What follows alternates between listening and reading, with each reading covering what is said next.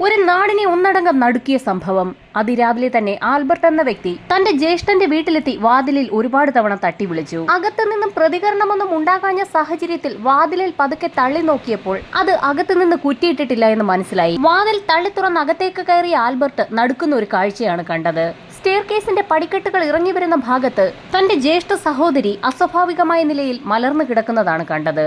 എത്ര വിളിച്ചു നോക്കിയിട്ടും അവർക്ക് അനക്കമൊന്നും ഇല്ല എന്ന് മനസ്സിലാക്കിയ ആൽബർട്ട് ഉടൻ തന്നെ സമീപവാസികളെയും വീട്ടുകാരെയും ഒക്കെ അറിയിച്ചു. ചലനമറ്റ് കിടക്കുന്നത് ആൽബർട്ടിന്റെ സഹോദരൻ ഇറാൻമസിന്റെ ഭാര്യ എൽമയാണ്. ആൽബർട്ടിന്റെ സഹോദരൻ ഇറാൻമസ് ഒരു കൊല്ലനാണ്. വിവരമറിയിക്കുന്നതിനായി ആൽബർട്ട് ഉടൻ തന്നെ ആലയിലേക്ക് പുറപ്പെട്ടു.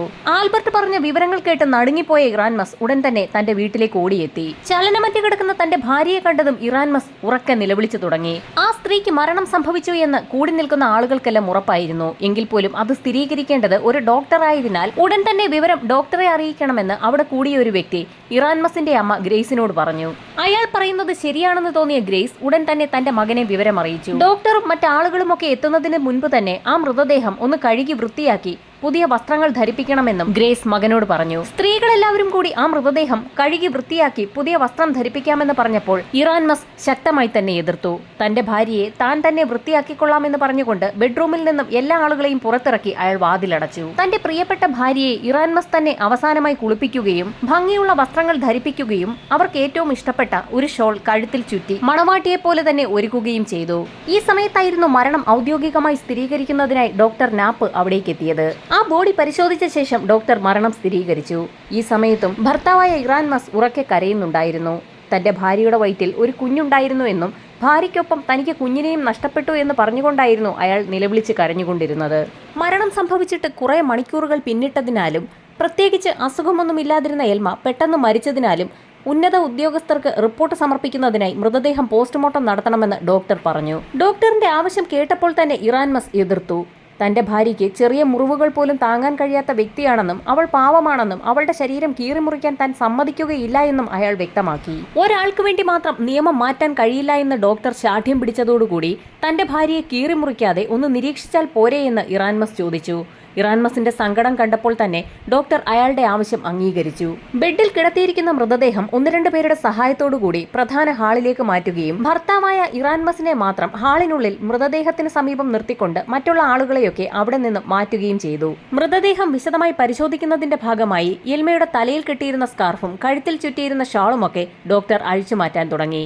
ഇത് കണ്ടപ്പോൾ തന്നെ ഇറാൻമസ് ആകെ എതിർത്തു. തന്റെ ഭാര്യയ്ക്ക് ഇഷ്ടമുള്ള സാധനങ്ങളാണ് അവയൊക്കെയെന്നും അതൊന്നും അഴിച്ചു മാറ്റേണ്ട ആവശ്യമില്ല എന്നും അയാൾ പറഞ്ഞെങ്കിലും ഡോക്ടർ അതൊന്നും വകവെക്കാതെ തന്നെ ആ ഷാളും തലയിൽ കെട്ടിയിരുന്ന സ്കാർഫുമൊക്കെ അഴിച്ചു മാറ്റി. മൃതദേഹത്തിന്റെ വിശദമായ പരിശോധനകൾ പൂർത്തിയാക്കുകയും കാര്യങ്ങളെല്ലാം ഡോക്ടർ കൃത്യമായി തന്നെ രേഖപ്പെടുത്തുകയും ചെയ്തു. ശേഷം റിപ്പോർട്ട് അധികാരികൾക്ക് നൽകുമെന്നും 2 ദിവസത്തിനകം റിപ്പോർട്ടിന്റെ കോപ്പി ഇറാൻമസിന് നൽകാമെന്നും പറഞ്ഞുകൊണ്ട് ഡോക്ടർ ആ വീട്ടിൽ നിന്നും പുറത്തുപോയി. തുടർന്ന് ചടങ്ങുകൾ പൂർത്തിയാക്കിയ മൃതദേഹം അവിടെ നിന്ന് പള്ളിയിലേക്ക് എടുത്തു. മൃതദേഹം മറവ് ചെയ്യുന്നതിന് മുന്നോടിയായി അന്ത്യചുംബനം നൽകുന്നതിനായി ഇറാൻമസ് ആരെയും അനുവദിച്ചില്ല. അവസാനമായി തന്റെ ഭാര്യയെ താൻ മാത്രം ചുംബിച്ചാൽ മതിയെന്നായിരുന്നു അയാളുടെ തീരുമാനം. അയാൾ പറഞ്ഞ കാര്യങ്ങൾ മറ്റുള്ളവരും അനുസരിച്ചു. തന്റെ മകൾ എൽമ മരിച്ചതിൽ അവരുടെ അമ്മ മേരി അതീവ ദുഃഖിതയായിരുന്നു. അങ്ങനെയിരിക്കെ ഒരു ദിവസം എന്തോ സ്വപ്നം കണ്ട മേരി ഞെട്ടിയുണർന്നു. പിന്നീട് അവർക്കുറങ്ങാൻ കഴിഞ്ഞില്ല. തൊട്ടടുത്ത ദിവസം അതിരാവിലെ തന്നെ മേരി പബ്ലിക് പ്രോസിക്യൂട്ടറെ കാണാൻ തീരുമാനിച്ചു. പബ്ലിക് പ്രോസിക്യൂട്ടർ ആൽഫ്രഡിന്റെ വീട്ടിലെത്തിയ മേരി തന്റെ മകൾ എൽമ മരിച്ചതല്ല എന്നും അവളെ അവളുടെ ഭർത്താവ് തന്നെ കൊലപ്പെടുത്തിയതാണെന്നും വ്യക്തമാക്കി. എന്താണ് തെളിവെന്ന് പബ്ലിക് പ്രോസിക്യൂട്ടർ ചോദിച്ച സമയത്ത് താൻ കഴിഞ്ഞ രാത്രിയിൽ തന്റെ മകളെ സ്വപ്നം കണ്ടു എന്നും സ്വപ്നത്തിൽ വന്ന തന്റെ മകൾ എൽമ ഭർത്താവ് ഇറാൻമസ് ആണ് തന്നെ കൊലപ്പെടുത്തിയതെന്ന് പറഞ്ഞു എന്നുകൂടി ആ സ്ത്രീ പറഞ്ഞപ്പോൾ ആൽഫ്രഡിന് ചിരി നിർത്താൻ കഴിഞ്ഞില്ല. സ്വപ്നം കണ്ടു എന്ന് പറഞ്ഞൊരു കേസ് രജിസ്റ്റർ ചെയ്യാൻ കഴിയില്ല എന്നായിരുന്നു അദ്ദേഹം പറഞ്ഞത്. ഈ സമയത്ത് മേരി തനിക്കറിയാവുന്ന ചില കാര്യങ്ങൾ കൂടി അദ്ദേഹത്തോട് പറഞ്ഞു തുടങ്ങി. ഇറാൻമസ് നിരന്തരമായി തന്റെ മകളെ ഉപദ്രവിച്ചിരുന്നു എന്നും അക്കാര്യങ്ങളൊക്കെ മകൾ തന്നോട് വ്യക്തമാക്കിയിരുന്നു എന്നും അതിനു പുറമെ അയാളെ അവൾക്ക് മതിയായി വിവാഹബന്ധം വേർപെടുത്തണമെന്ന് കഴിഞ്ഞ ദിവസങ്ങളിൽ പറഞ്ഞിരുന്നതായും മേരി പബ്ലിക് പ്രോസിക്യൂട്ടറിന് മുൻപാകെ മൊഴി നൽകി. എൽമ ഭർത്താവിനെ ഒഴിവാക്കാൻ തീരുമാനിച്ചിരുന്ന സമയത്താണ് അവൾ മരണപ്പെട്ടിരിക്കുന്നത്. അതിലെന്തോ അസ്വാഭാവികതയുണ്ടെന്ന് ആൽഫ്രഡിന് ബോധ്യമായി. അങ്ങനെയൊരു സംശയമുണ്ടെങ്കിൽ എൽവയുടെ പോസ്റ്റ്മോർട്ടം റിപ്പോർട്ട് തനിക്കൊന്ന് കാണണമെന്ന് അയാൾ ആവശ്യപ്പെട്ടു. വക്കീൽ പറഞ്ഞപ്പോൾ തന്നെ അത് തന്റെ മരുമകൻ ഇറാൻമസിന്റെ കയ്യിലാണെന്നും എങ്ങനെയെങ്കിലും അത് സംഘടിപ്പിച്ച് തരാമെന്നും മേരി അദ്ദേഹത്തോട് വ്യക്തമാക്കി.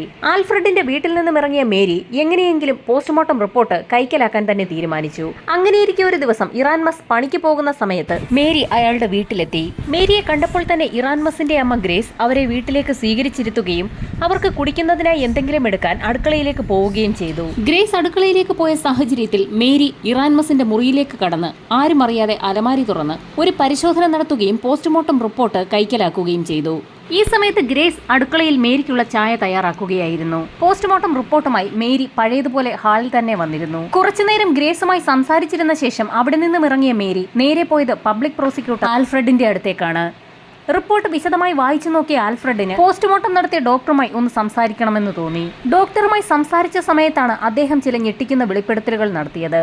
ആ സ്ത്രീയുടെ മരണത്തിൽ തനിക്കും ചില സംശയങ്ങൾ ഉണ്ടായിരുന്നുവെന്നും അവരുടെ ഭർത്താവിന്റെ നിർബന്ധപ്രകാരം അന്ന് പോസ്റ്റ്മോർട്ടം നടപടികൾ പൂർത്തിയാക്കാതെ വിശദമായൊരു നിരീക്ഷണം മാത്രമാണ് നടത്തിയതെന്നും ഡോക്ടർ വ്യക്തമാക്കി. മരിച്ച എൽമയുടെ കഴുത്തിൽ നിന്നും ഷോൾ മാറ്റിയ സമയത്ത് അവരുടെ കഴുത്തിൽ ചില കറുത്ത പാടുകൾ ഉണ്ടായിരുന്നു. അതുമാത്രവുമല്ല, ആ സ്ത്രീയുടെ കഴുത്ത് ഒടിഞ്ഞിട്ടുണ്ടായിരുന്നു. പടിക്കെട്ടിൽ നിന്ന് വീണ സമയത്താണ് കഴുത്തിന് ഒടിവ് സംഭവിച്ചതെന്നായിരുന്നു എൽമയുടെ ഭർത്താവ് ഇറാൻമസ് അന്ന് ഡോക്ടറോട് വ്യക്തമാക്കിയത്. അതുമാത്രവുമല്ല, അവൾ ഗർഭിണിയാണെന്നും അന്ന് അയാൾ പറഞ്ഞിരുന്നു. എന്നാൽ കീറിമുറിച്ചുള്ള പോസ്റ്റ്മോർട്ടം നടത്തിയില്ല എങ്കിൽ പോലും എൽമ ഗർഭിണിയല്ലായിരുന്നു എന്ന് തനിക്ക് ഉറപ്പാണെന്നും ഡോക്ടർ പ്രോസിക്യൂട്ടറിനോട് വ്യക്തമാക്കി. എൽമ ഗർഭിണിയായിരുന്നില്ല എന്ന് പോസ്റ്റ്മോർട്ടം റിപ്പോർട്ടിൽ ഡോക്ടർ രേഖപ്പെടുത്തിയത് കണ്ടുകൊണ്ടാണ് യഥാർത്ഥത്തിൽ പ്രോസിക്യൂട്ടർ ഡോക്ടറുമായി സംസാരിക്കാൻ ഇടയായത്. കാരണം എൽമയുടെ ഭർത്താവ് ഉൾപ്പെടെ എല്ലാ ആളുകളും അവൾ ഗർഭിണിയാണെന്ന് തന്നെയായിരുന്നു ഉറച്ചു വിശ്വസിച്ചിരുന്നത്. തന്റെ ഇത്രയും വർഷത്തെ എക്സ്പീരിയൻസ് വെച്ച് എൽമ എന്ന സ്ത്രീ മരിക്കുന്ന സമയത്ത് ഗർഭിണിയായിരുന്നില്ല എന്ന് ഡോക്ടർ തറപ്പിച്ചു തന്നെ പറഞ്ഞുകൊണ്ടിരുന്നു. ഈ സമയത്തായിരുന്നു എൽമയുടെ അമ്മ മേരിയെ വീണ്ടും പ്രോസിക്യൂട്ടർ അവിടേക്ക് വിളിച്ചു വരുത്തിയത്. തന്റെ മകൾ ഗർഭിണിയായിരുന്നു എന്ന് ആ സ്ത്രീയും ഉറപ്പിച്ചു തന്നെ പറഞ്ഞു. എന്നാൽ മേരിയുടെ വാദത്തെ ഡോക്ടർ എതിർത്തതോടുകൂടി എൽമയുടെ ശരീരം പുറത്തെടുത്ത് ഒരു പോസ്റ്റ്മോർട്ടം നടത്താൻ പ്രോസിക്യൂട്ടർ തീരുമാനിച്ചു. അതിന്റെ ഉത്തരവിനായി ജഡ്ജിയെ സമീപിക്കുകയും ഉത്തരവ് നേടിയെടുക്കുകയും ചെയ്തു. ഉന്നത ഉദ്യോഗസ്ഥരുടെ നേതൃത്വത്തിൽ പള്ളി സെമിത്തേരിയിലെത്തി എൽമയുടെ ശരീരം പോസ്റ്റ്മോർട്ടം ചെയ്യുന്നതിനായി പുറത്തേക്കെടുത്തു. പോസ്റ്റ്മോർട്ടത്തിന് ശേഷം ഞെട്ടിപ്പിക്കുന്ന ഒരു റിപ്പോർട്ടായിരുന്നു പുറത്തു വന്നത്. ആ സ്ത്രീയുടെ കഴുത്തിൽ ആരോ നന്നായി അമർത്തിയിട്ടുണ്ട്. കഴുത്തിലെ ഞരമ്പുകൾ പൊട്ടിയിരിക്കുന്നതിന് കാരണം അതിശക്തമായി തലയും കഴുത്തും പിന്നിലേക്ക് പിടിച്ച് തിരിച്ചതാണ്. അങ്ങനെയാണ് രക്തക്കുഴലുകൾ പൂർണ്ണമായും പൊട്ടിയിരിക്കുന്നത്. റിപ്പോർട്ട് വായിച്ചു കേട്ടപ്പോൾ പല ആളുകൾക്കും സംശയം തോന്നി. കാരണം എൽമ മരിച്ച സമയത്ത് അവരുടെ മൃതദേഹം എടുത്ത സമയത്ത് തല തീരെ ബലമില്ലാത്ത രീതിയിൽ ഒരു വശത്തേക്കായിരുന്നു ഇരുന്നത്. ഒരുപക്ഷെ പടിക്കെട്ടിൽ നിന്ന് വീണപ്പോൾ കഴുത്തൊടിഞ്ഞതിന്റെ ഫലമായാകും അങ്ങനെ കഴുത്ത് ബലമില്ലാതെ കിടക്കുന്നതെന്നായിരുന്നു അന്ന് ബന്ധുക്കളൊക്കെ കരുതിയത്. കഴുത്തും ശരീരവുമായി ഉറപ്പിക്കുന്ന എല്ലാ ഞരമ്പുകളും പൊട്ടിയ നിലയിലായിരുന്നു. പോസ്റ്റ്മോർട്ടം റിപ്പോർട്ടിലെ മറ്റൊരു കാര്യം വളരെ ഞെട്ടിക്കുന്നതായിരുന്നു. എല്ലാവരും കരുതിയതുപോലെ എൽമ എന്ന സ്ത്രീ ഗർഭിണിയല്ലായിരുന്നു. അങ്ങനെ ഒരു കാര്യം പോസ്റ്റ്മോർട്ടം റിപ്പോർട്ടിൽ പറഞ്ഞിട്ടേയില്ല. അതിൽ നിന്നും ഗർഭിണിയാണെന്നുള്ള ആ കഥ തീർത്തും കള്ളമാണെന്ന് പ്രോസിക്യൂട്ടർക്കും നാട്ടുകാർക്കുമൊക്കെ വ്യക്തമായി. ആളുകളെല്ലാം ഇറാൻമസിന് നേരെ തിരിഞ്ഞു. എൽമ എന്ന സ്ത്രീ ഗർഭിണിയാണെന്ന് ആദ്യമായി മറ്റുള്ളവരോട് പറയുന്നത് ഇറാൻമസ് ആണ്. ഗർഭിണിയല്ലാത്തൊരു സ്ത്രീ അങ്ങനെയാണെന്ന് പറയുന്നത് എന്തിന്റെ അടിസ്ഥാനത്തിലാണെന്ന് പോസ്റ്റ്മോർട്ടം നടത്തിയ ഡോക്ടർ ചോദിച്ചതോടുകൂടി ഇറാൻമസ് ആകെയൊന്ന് പരിങ്ങി. ഇറാൻമസിനെ വിശദമായി ചോദ്യം ചെയ്യുന്നതിന്റെ ഭാഗമായി അയാളെ പോലീസ് സംഘം അറസ്റ്റ് ചെയ്യുകയും കോടതിയിൽ ഹാജരാക്കി കസ്റ്റഡിയിൽ വാങ്ങുകയും ചെയ്തു. മറ്റുള്ള ആളുകൾ കാണുന്നത് പോലെയുള്ള ഒരു ജീവിതമായിരുന്നില്ല ഇറാൻമസിന്റേത്. എൽമയുമായുള്ളത് അയാളുടെ 3ാം വിവാഹമായിരുന്നു. ആദ്യ വിവാഹത്തിലെ ഭാര്യ ഇറാൻമസിനൊപ്പം ഒത്തുപോകാൻ കഴിയാത്ത സാഹചര്യത്തിൽ ഡിവോഴ്സ് വാങ്ങി പിരിഞ്ഞു പോവുകയായിരുന്നു. രണ്ടാമത് വിവാഹം കഴിച്ച സ്ത്രീയാകട്ടെ തീർത്തും അപ്രതീക്ഷിതമായി ഒരു ദിവസം കിടക്കയിൽ മരണപ്പെട്ട് കിടക്കുന്ന കാഴ്ചയാണ് മറ്റുള്ളവർ കണ്ടത്. അന്ന് അത് തീർത്തും ഒരു അസ്വാഭാവിക മരണമാണെന്ന് കരുതി ആരും പോസ്റ്റ്മോർട്ടം നടത്തിയില്ല. എന്നാൽ ഇപ്പോൾ അതിൽ സംശയം തോന്നിയ വീട്ടുകാർ അക്കാര്യം പോലീസിൽ അറിയിച്ചു. അവർക്ക് സംശയം തോന്നാൻ കാരണം ആ സ്ത്രീയുടെ മൃതദേഹം അന്നും മരിച്ച സമയത്ത് ബന്ധുക്കളെയും വീട്ടുകാരെയും ഒന്നും അടുപ്പിക്കാതെ ഇറാൻമസ് തന്നെയായിരുന്നു മൃതദേഹം കുളിപ്പിച്ചതും പള്ളിയിലേക്ക് കൊണ്ടുപോകുന്നതിനായി ഒരുക്കിയതും. 2 മരണത്തിൽ സംശയം തോന്നിയ പോലീസുകാർ ഇറാൻമസിനെ വളരെ വിശദമായി തന്നെ ഒന്ന് ചോദ്യം ചെയ്തു. ആദ്യഘട്ടത്തിലൊക്കെ തനിക്കൊന്നും അറിയില്ല എന്ന് പറഞ്ഞിരുന്ന ഇറാൻമസ് പതുക്കെ പല കാര്യങ്ങളും പോലീസിനോട് പറഞ്ഞു തുടങ്ങി. 2ാം ഭാര്യയെ ഇറാൻമസ് തന്നെ വകവരുത്തിയതാണെന്നുള്ള കാര്യം 3ാം ഭാര്യയായ എൽമ നേരത്തെ തന്നെ മനസ്സിലാക്കിയിരുന്നു. അതിന് കാരണം 2ാമത്തെ ഭാര്യയുടെ മരണ റിപ്പോർട്ട് ഇറാൻമസിന്റെ അലമാരയിൽ നിന്നും എൽമയ്ക്ക് കിട്ടിയതാണ്. അത് വായിച്ചു നോക്കിയ അവൾക്ക് ചില സംശയങ്ങൾ തോന്നുകയും അത് ഇറാൻമസിനോട് ചോദിക്കുകയും ചെയ്തു. തന്റെ 3ാം ഭാര്യ എൽമയുടെ സംശയം വളരെ കുഴപ്പം പിടിച്ചതാണെന്ന് മനസ്സിലാക്കിയ ഇറാൻമസ് അവളെ വകവരുത്താൻ തന്നെ തീരുമാനിച്ചു. എന്നാൽ എന്ത് കാര്യമുണ്ടെങ്കിലും എൽമ അവളുടെ അമ്മ മേരിയോട് തുറന്നു പറയുന്ന ഒരു ശീലമുണ്ടായിരുന്നു. അതുകൊണ്ട് തന്നെ വീട്ടുകാരുടെയും ബന്ധുക്കളുടെയും ഇടയിൽ ഇറാൻമസും ഭാര്യ എൽമയും തമ്മിൽ വളരെ നല്ല സ്നേഹബന്ധത്തിലാണ് കഴിയുന്നതെന്ന് വിശ്വസിപ്പിക്കുന്നതിനായി എൽമ ഗർഭിണിയാണെന്ന് ഒരു കള്ളക്കഥ ഇറാൻമസ് തന്നെയാണ് മറ്റുള്ളവരോട് പറഞ്ഞത്. നാട്ടുകാർ പറഞ്ഞാണ് താൻ ഗർഭിണിയാണെന്നുള്ള വിവരം എൽമ തന്നെ അറിയുന്നത്. ആളുകൾ അഭിനന്ദനങ്ങൾ അറിയിച്ചപ്പോൾ അവൾക്ക് മറുത്തൊന്നും പറയാനും കഴിഞ്ഞിരുന്നില്ല. അവളുടെ അമ്മയെയും ബന്ധുക്കളെയും ഒക്കെ സത്യാവസ്ഥ പറഞ്ഞ് ബോധ്യപ്പെടുത്തുന്നതിന് മുൻപ് തന്നെ ഇറാൻമസ് അവളെ അവസാനിപ്പിച്ചു. ഒട്ടും പ്രതീക്ഷിക്കാതെ ഒരു ദിവസം യെൽമ കസേരയിലിരിക്കുന്ന സമയത്താണ് സമീപത്ത് വന്നു നിന്ന ഇറാൻമസ് ഒരു പ്രകോപനവും കൂടാതെ അവളുടെ കഴുത്ത് പിടിച്ചു തിരിക്കുന്നത്. യെൽമയുടെ മരണം ഉറപ്പാക്കിയ ശേഷം അവർ പടിക്കെട്ടിൽ നിന്ന് വീണു മരിച്ചതാണെന്ന് ആളുകളെ ബോധിപ്പിക്കുന്നതിനായി അവരുടെ മൃതശരീരം വീടിനുള്ളിലെ സ്റ്റെയർകേസിന് താഴെയായി കൊണ്ടുവന്നിടുകയും ചെയ്തു. ശേഷം ഒന്നും സംഭവിക്കാത്ത രീതിയിൽ പതിവ് പോലെ പണിക്ക് പോവുകയും ചെയ്തു. പോകുന്ന വഴിയിൽ തന്റെ സഹോദരൻ ആൽബർട്ടിനോട് വീട്ടിലേക്ക് കുറച്ച് മുട്ട വാങ്ങി നൽകണമെന്ന് പറഞ്ഞ ശേഷമായിരുന്നു അയാൾ പോയത്.